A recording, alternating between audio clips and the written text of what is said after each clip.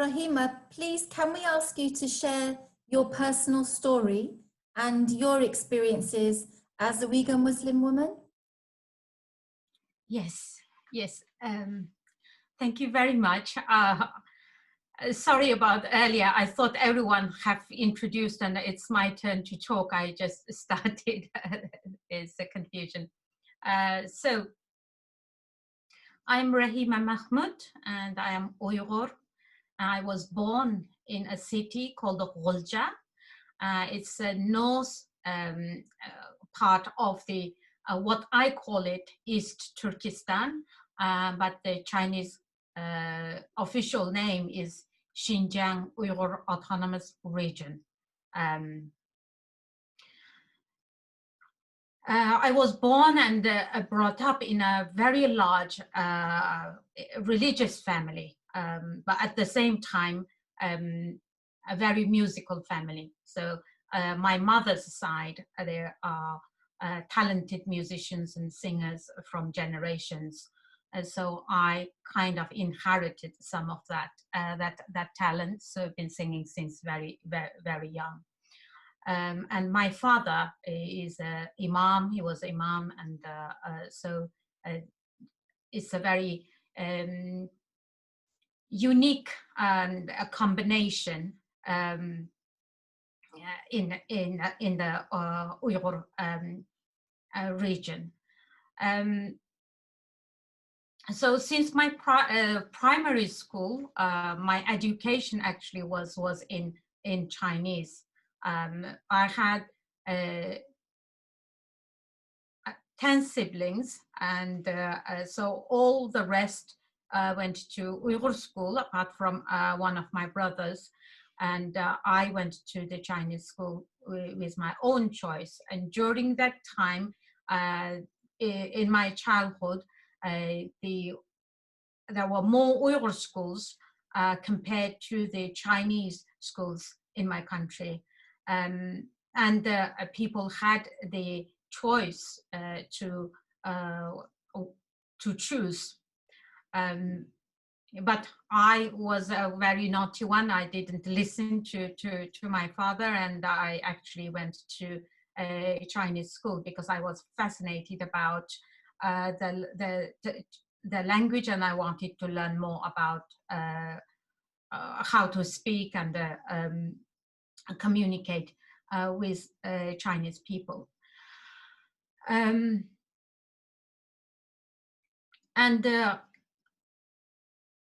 the persecution, if we talk about from young age, the religious freedom, even in my remember from very young age, that when my father and my family, when they prayed, they had to lock the gate, the outside gate from inside, and to pray. And my father always warned me that warned all the little ones that don't go out say that we prayed.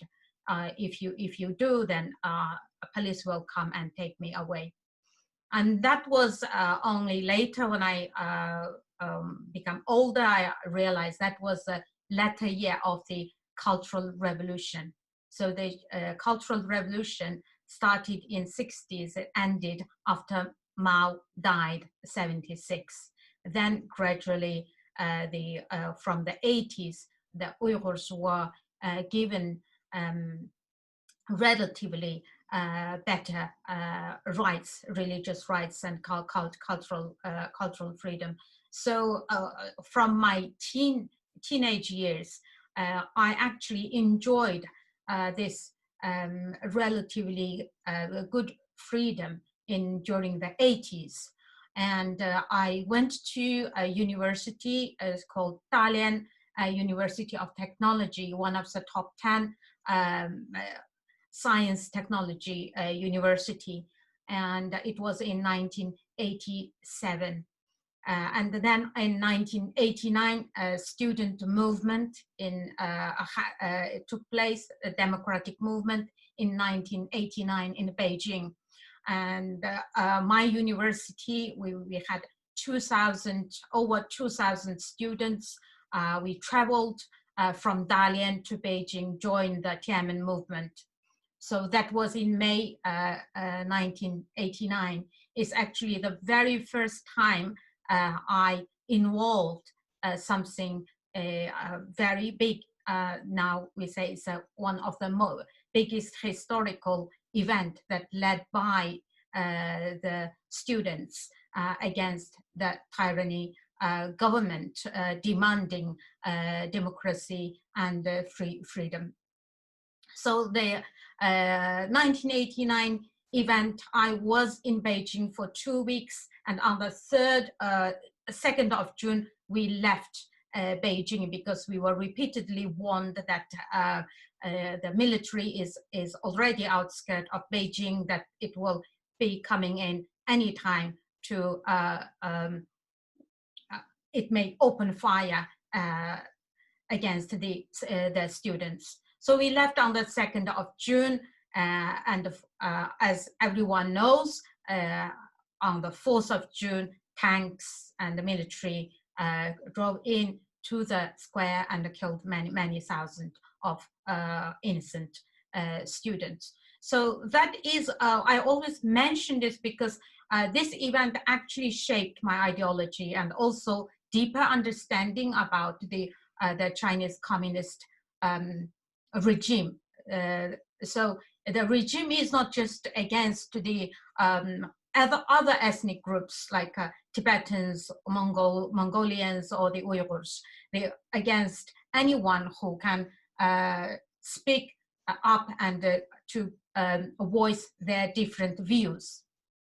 So I returned to my country after completing my degree in petrochemical engineering in 1992. And I was a star student. I thought when I return, I will find my dream job because I graduated from one of the top university. And then in 1992, in Urumqi, the capital, I couldn't find a job. Every job I applied or I spoke over the phone, they are very interested. And then when they saw my face, I'm a Uyghur, then they just found some excuses not accepted me. And that was actually the most disappointing period of my life, with such a dream and a hope and the confidence coming from this university. And but all the Chinese that I know, they found a job within one month, the top places, best places. And all the Uyghurs and other ethnic students, we struggled to find a job. In the end, I had to accept a job in a place called Maitag, a petrochemical industry, ethylene plant, and that's so. When I went there in August 1992, I was surprised that the population of the city is a small city, was about more than 50% are Uyghurs and other ethnic groups. But the industry where I worked, that in total over 3,500 workers, but only 120 or 30 Uyghur and other minorities. So I'm mentioning this because the root cause of the Uyghurs, they feel very angry or unhappy, not only because of the cultural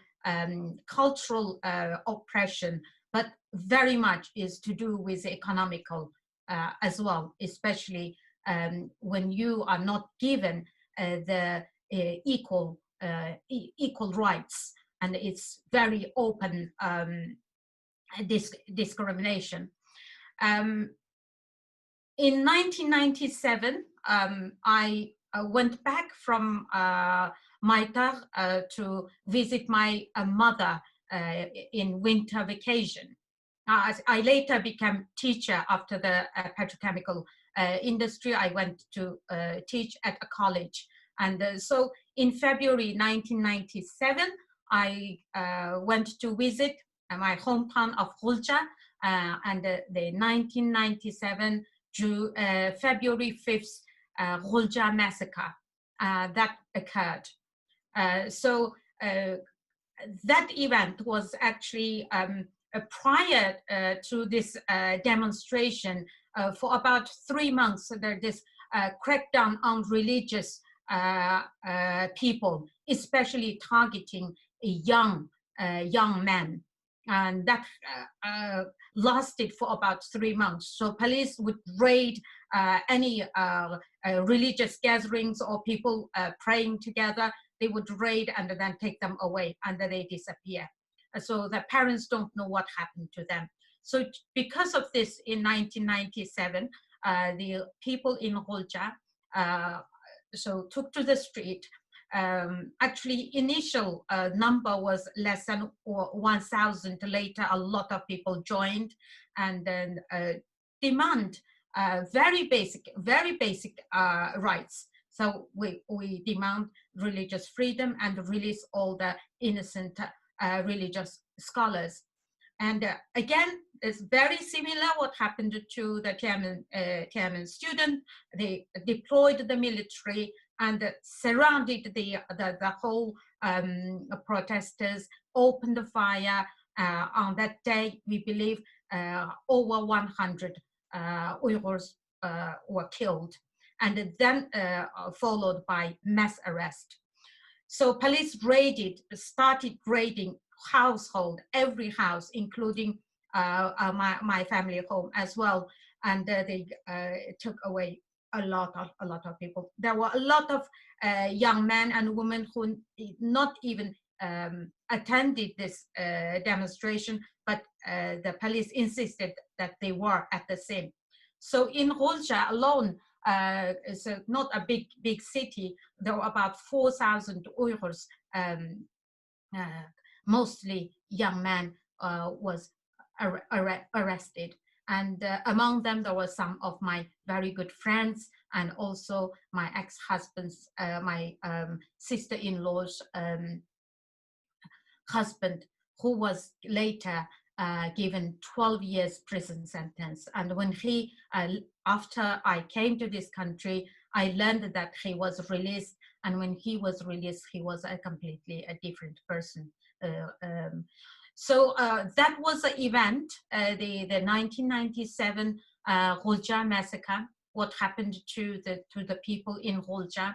And I saw that the situation is getting really, really bad.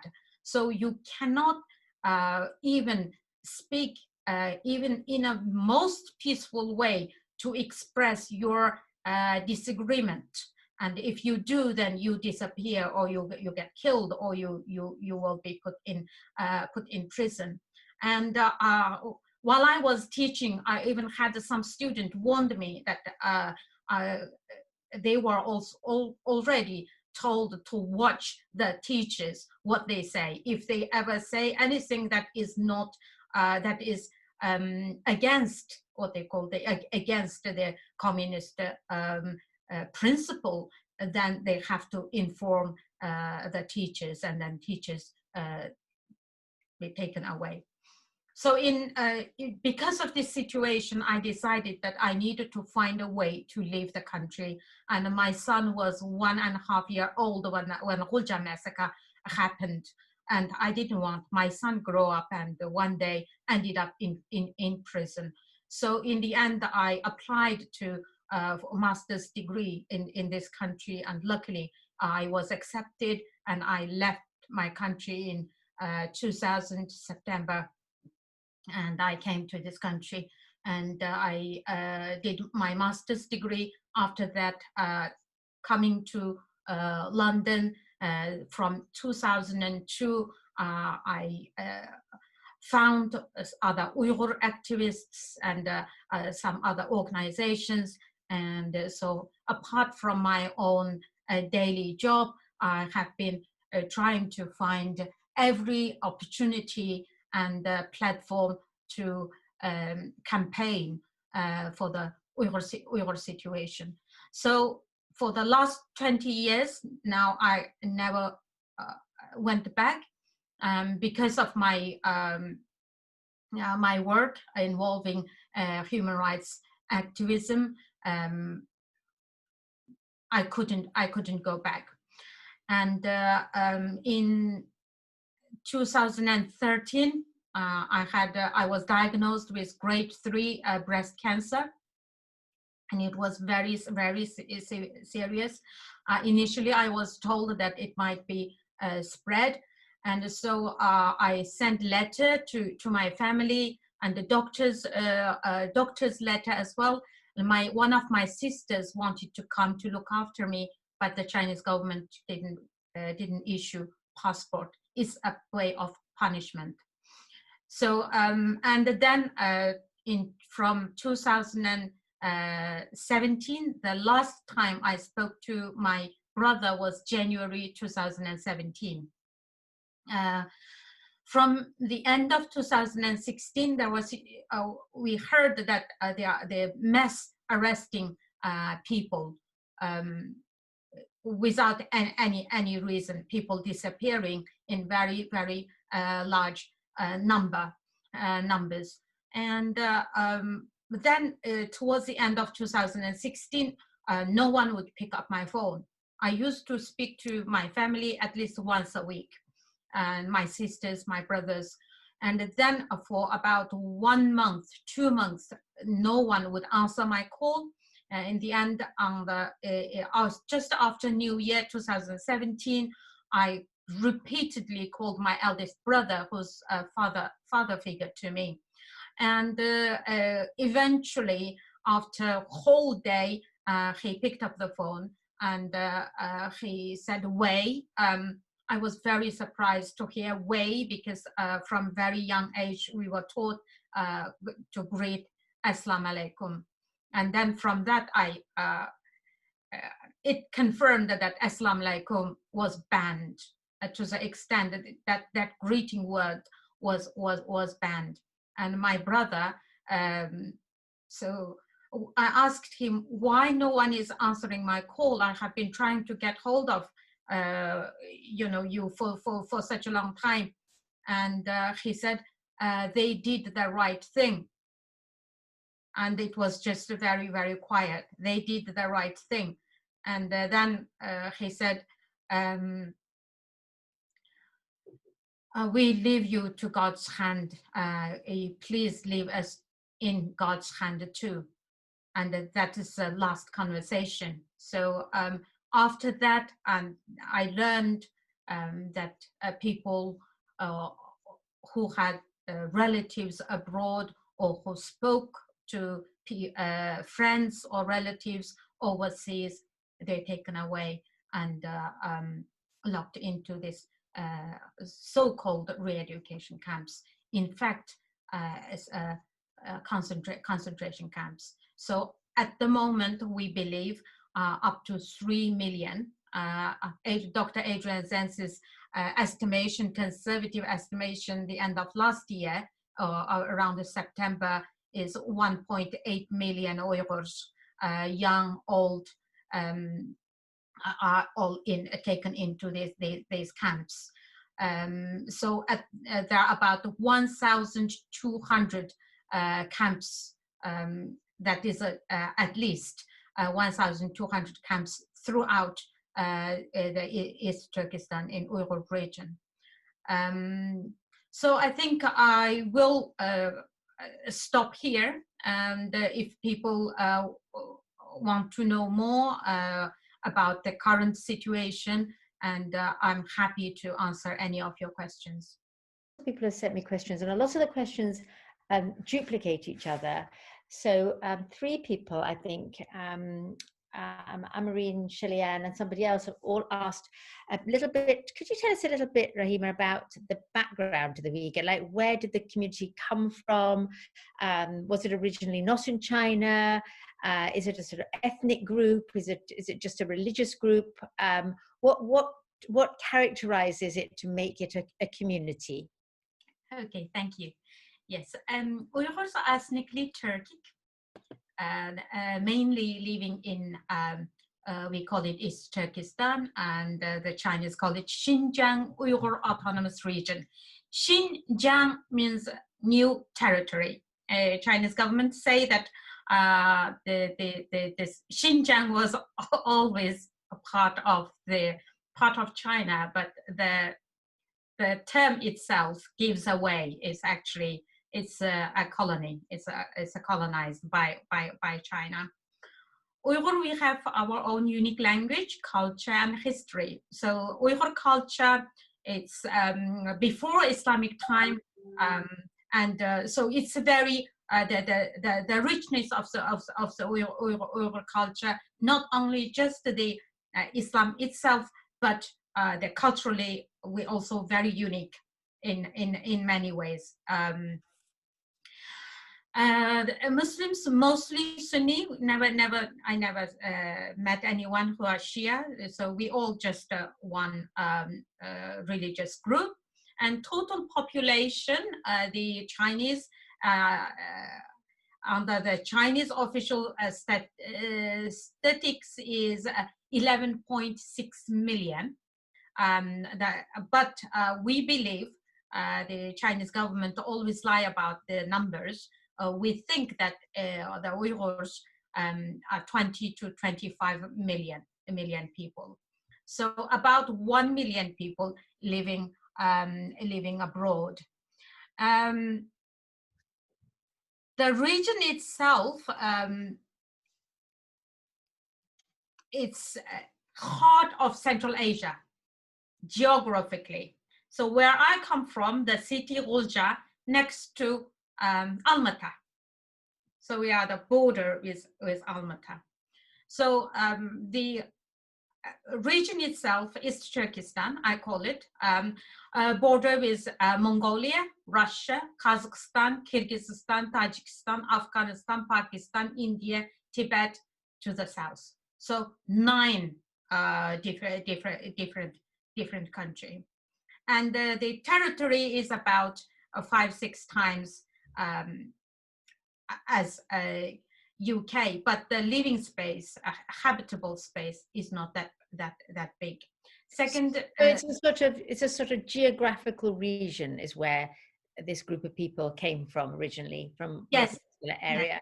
Yeah, we believe we are the indigenous people there Right. throughout Altai Mountain. The old Uyghur Khanate, the capital, is in Mongolia. The historical site is still now preserved. Uyghur kingdom, Uyghur Khanates. Right. So the Uyghurs, in short, it's actually the indigenous people in the Uyghur land. Chinese came in. The very first invasion was in 1880. So after that, it became a Chinese colony. And this group of people were always Muslim, were they? That was a Muslim. It was historically a Muslim group of people. Yeah, the Islam came around 1,000 years ago. Before that, the Uyghurs were all Buddhists, shamans, and all. So we still have some of the historical sites still preserved to remember that the rich history pre-Islamic time as well. Yeah. And Shelley-Ann added to that question about are the in other ways that other than religion is the community sort of integrated into Chinese society? In fact, Uyghur people, especially since in the last 20-30 years, almost every Uyghur you see they can speak Chinese language, because the mass migration, the population of Chinese people, especially in the big cities, is if you don't speak the language, the Chinese language, also you cannot find a job, for example. So for that reason, people felt it is necessary to learn Chinese along with the own mother tongue. But when I was little, there were most Chinese that I knew that they spoke Uyghur language as well, because their population was very small and they needed to speak Uyghur language. And my parents never spoke a word of Chinese. They never learned. So the situation has changed. People actually in schools, and a lot of families actually send their Uyghur children to Chinese school because they have better future. People think that they have better future. Right. Yeah. Which leads to something that Doreen was asking about, which was, you said that when you finished university, you didn't get a job because when you walked in, people knew you were Uyghur.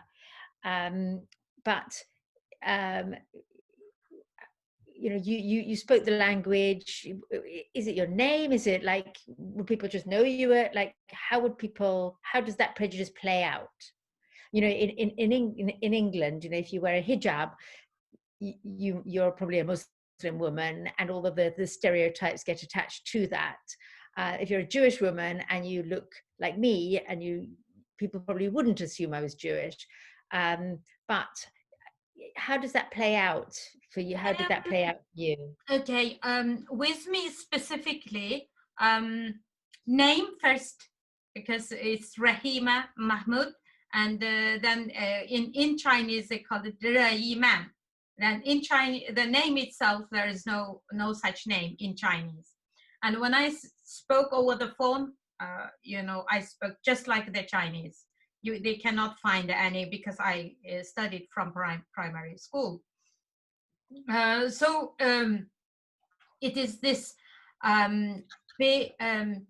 one of the worst discrimination that the Uyghurs suffer. This is the one that they allocate all the jobs, the best jobs, to the Chinese people.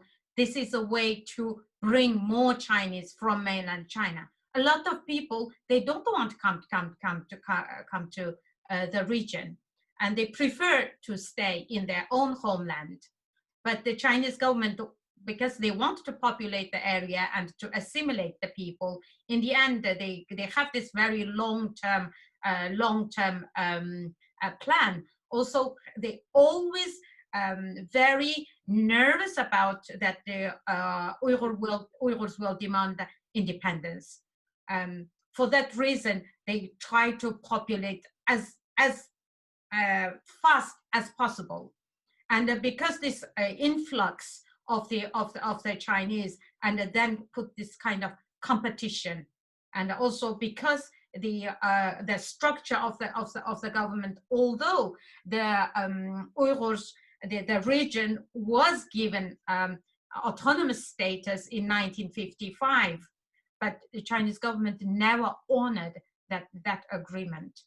Right. So the Uyghurs always being treated as second class. Right. And I can give one example. Mm-hmm. So they would know because of where you came from, because of your name. There would be all sorts of clues that would. Well, if you see, maybe I'm not very from a facial structure. I may not show that very clear. But the Uyghurs, majority Uyghurs, they look very Turkic, just like, because the Turks actually originally came from Central Asia. Right. They call the Uyghurs are the ancestors, you know, and so also the facial man or women, some when you look at it, they're just like Persian, or like some. Look like Italian, some look like so it's very different from the Chinese, because Chinese the facial is normally very flat, and the eyes much smaller. They can recognize the Uyghurs very easily. Yeah. Okay. All right. Thank you. I hope that wasn't a difficult question. I hope that was okay. Yeah. You said a question that Amarine raised. You said that your father was an imam, and that he prayed in the mosque, and she was wondering about how that worked. Like, were mosques more open when you were a child? Has that been tightened up more recently? Was it acceptable to go to the mosque? how did that work? You said your father was banned from the mosque. At what Yes. stage did it become Yeah, really and actually, problematic? yeah, sure. Cultural Revolution, I don't know if you know you've heard about Cultural Revolution in China. Actually, it started in 1966 until Mao died in 1976, Chairman Mao. And the Mao's rule actually killed millions of Chinese, and also the Uyghurs and Tibetans. So until Mao died, there were all the mosques closed down. Religion was declared to be the poison. So no religion was allowed. No religion was allowed to practice. But at that time, the Chinese population wasn't that huge in the region. So we protected one another. People didn't go to report if you just practiced quietly at home. And so I lived in the village before I moved to city in 80s. So the population in villages are very, very close to, like one family, very, very, very close. And so people, most of the time, they know what others are doing. But when it comes to pray, that people all did it very quietly, even fasting. I remember from the time I was born, from the time I know about who I am, that my family were fasting. It was all very secret. But then after Mao died, and 76, from 77, it was a kind of transformed. Then they declared that the Cultural Revolution was wrong. They wrongfully detained and imprisoned many intellectuals and so many innocent people. So they released these people. Some died in this harsh prison, in labor camps, but some managed to survive. And in 80s, the religion was allowed. Openly said this is because under the Chinese constitution, also autonomy, the Uyghur Autonomous Region, and it's very clearly stated, people have their religious freedom. Only the Communist Party members not allowed to practice, because once you become communist member, you declare yourself as being an atheist. So, and that is the time that my father actually became imam in the mosque after the mosques reopened. Mm. Yeah. Also, people always ask me when I said, "Oh, I have 10 siblings," and they said, "Family planning." So, well, you know, that was a long time ago. Family planning only started in late 80s, and no, actually in 90s, especially for the Uyghurs. It was much later than the mainland China, because of the population of Uyghur people are not very big. So yeah, my time we didn't have family planning. Actually, they encouraged people to have more children. Mm. So yeah, I think a lot of the women on the group will be very pained to think about people not being able to go to their places of worship. It's something that, you know, obviously now with the COVID, you can't go physically, but you can still feel part of your religious group. And I think that everyone here will really relate to that one about not being able to be a practicing person of their faith group. There were some more sort of difficult questions. Samina asked a little bit about the concentration camps, or a bit about, well, there was a question about the camps and a question about Chinese brutality, actually. We hear stories about Chinese going into Uyghur homes and forcing people to eat pork, or raping women, all sorts of awful stories. And Samina was asking whether this is true or whether this is exaggerated, or what you think the truth is of what's going on. It's very, what can I say?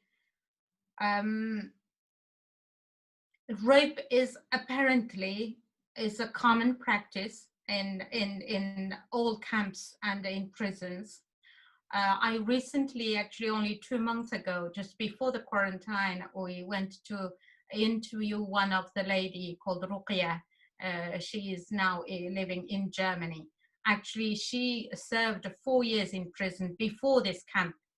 She served 4 years in prison, and the detailed of her account how she suffered during that 4 years. She was also arrested simply because her family were religious. All her family were killed. Her father was killed in prison.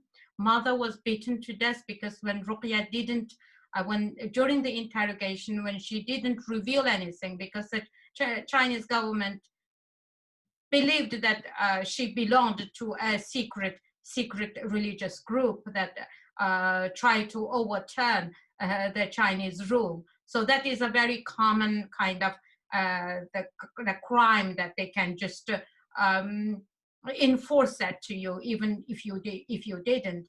So when she did refuse, I mean, she said, "I'm telling you the truth. I don't have anyone behind my religious practice or anything." In the end, they went to kill her mother, and her 2 brothers were executed, and the prison guard took her to the scene near the airport, Urumqi airport, and she was 50 meters away from her 2 older brothers when they shot dead. And the cruelty is unimaginable. When I interviewed her, first interview was like, it lasted 11.5 hours. And then we had to go back because there were just too much detail. And the torture itself, the method, is like a start from the very, very minor, simpler things. For example, she said, they call you have to ride, the name is called a riding motorcycle.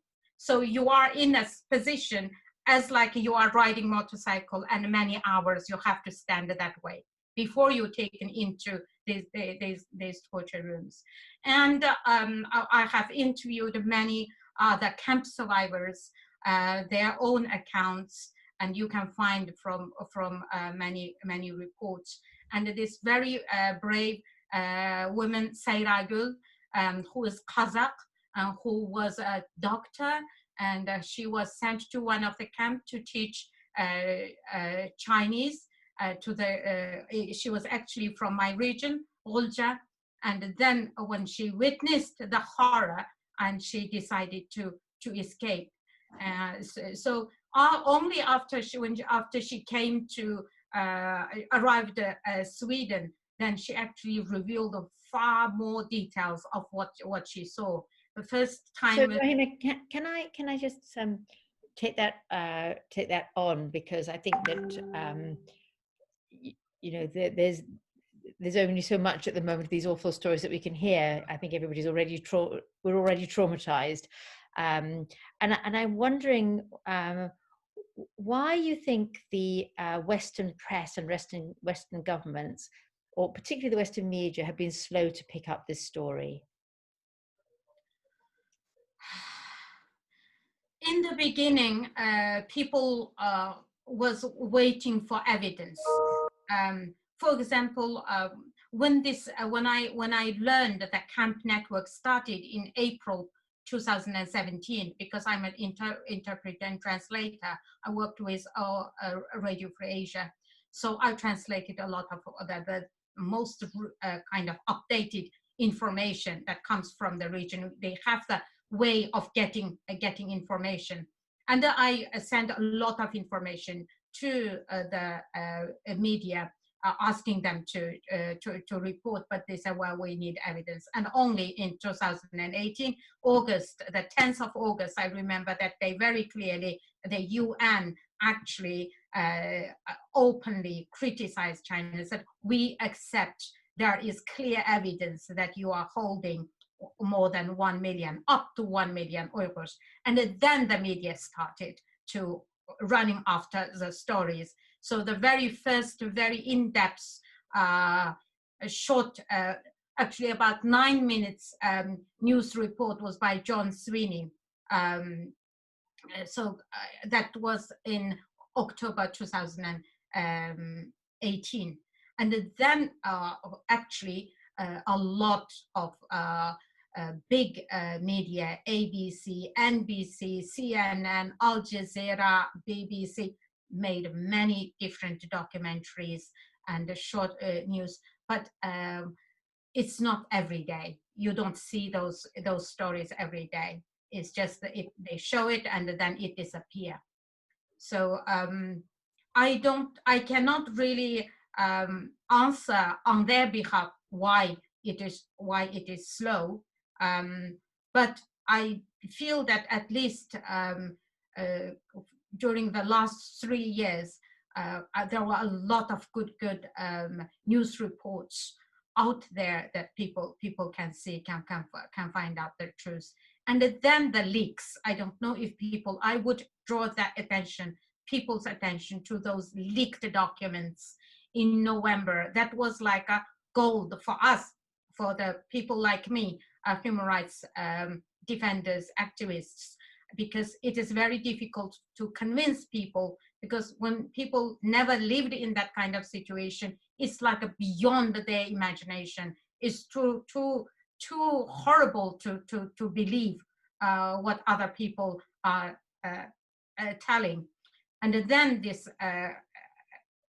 leak, 403 pages, it leaked early November, and that actually kind of opened the eyes. Actually everything what these people were saying were correct. And then China cable, that again revealed a lot of detail. Who was behind this architect, behind these camps, and why. And then latest was in February, late February, if I remember correctly, called Karakash paper. I want people to look at that Karakash paper. Karakash is a region in Khotan. It's a southern part of East Turkestan, and that is over 100 pages of the list of the names and their so-called crime and the length of the prison sentence they were given. Beer, wearing beer, or spoke to someone in foreign country, or downloaded WhatsApp on phone, 10 years, 7 years, 11 years, and all that list just give you that very clear information from that one region, that this is just unbelievable. Okay, Rahima, I've got a few more questions, so I'm going to go through them a bit quickly. Can I ask, Akila's asked a question about how the COVID-19 crisis has impacted your community. Has it particularly impacted you? Has there been blame by, has it impacted you differently from anyone else? I am terrified. Honestly, I am terrified. Now, since the leak, the Chinese government, it became even more difficult to get hold of any information. We don't know what is happening. What happened to those people in the camps? So from the start outbreak in China, we've been campaigning that they should release the people from the camps, because if this virus, if people infected there, that they cannot survive. But we don't know what is happening.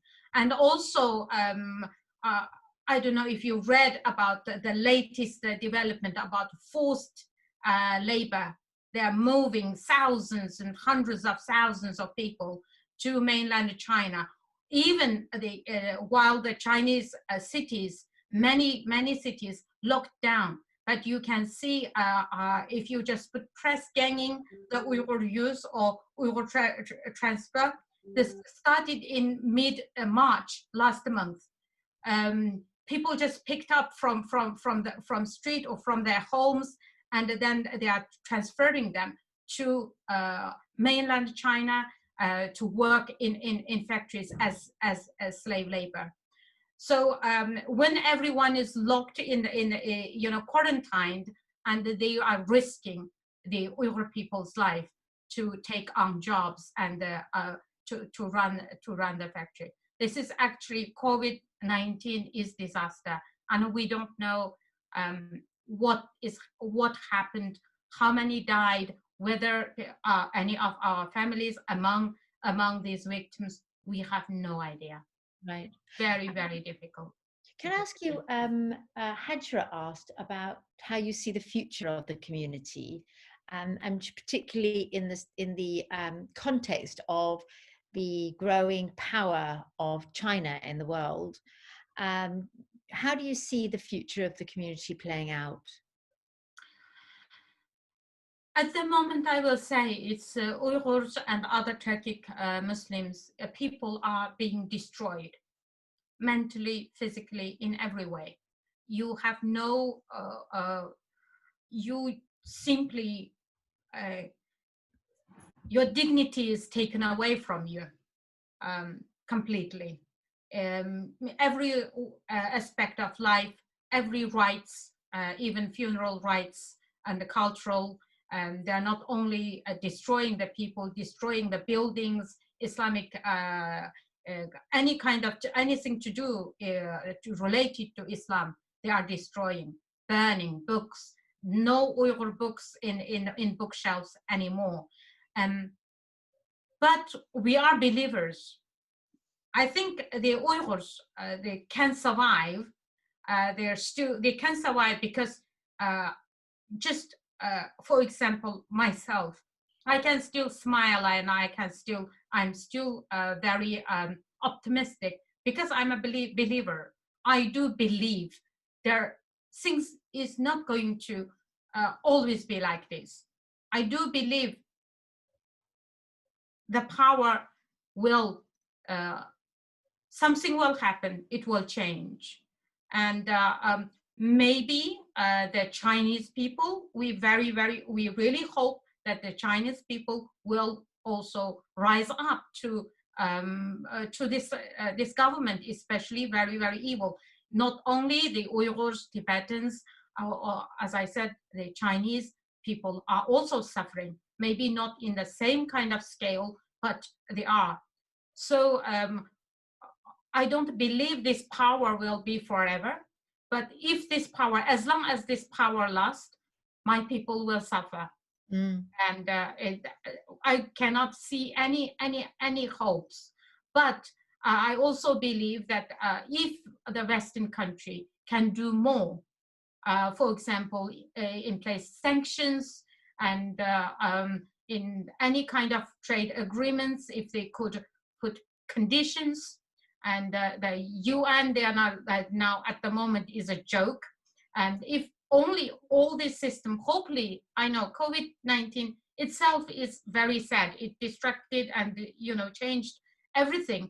But maybe this can this kind of made the world to wake up to see how dangerous this government is, and how irresponsible this government is. So hopefully, I don't know, international pressure, and that might change. But for me, the Uyghur people will not give up their religion, their culture, and they might do on the kind of stretch, but they cannot take away the soul, the heart. So, and this is now Ramadan, and it's very sad time. For me, it's the saddest time. I can ask one last question, which is, as there's lots of women here, obviously, who are very interested in your story and interested in what's going on. And if they, can you just tell us, I want to finish the questions within the next 5 minutes, but can you just tell us just in a couple of minutes what people might want to get involved in locally in this? And, maybe we can forward on some links to people if they'd like to continue their involvement and get involved with your work. So can you just tell us a little bit about what people can do to get involved with your work? Yes, after you listening this, and the number one thing I think you can do raising awareness. Second is if you can write to your MP, and just inform them what you have heard or what you learned, or you can educate yourself or find more information. And thirdly, we have other campaigns that you can find online if you search, for example, like petitions, and also lastly, the most you can contact me as well.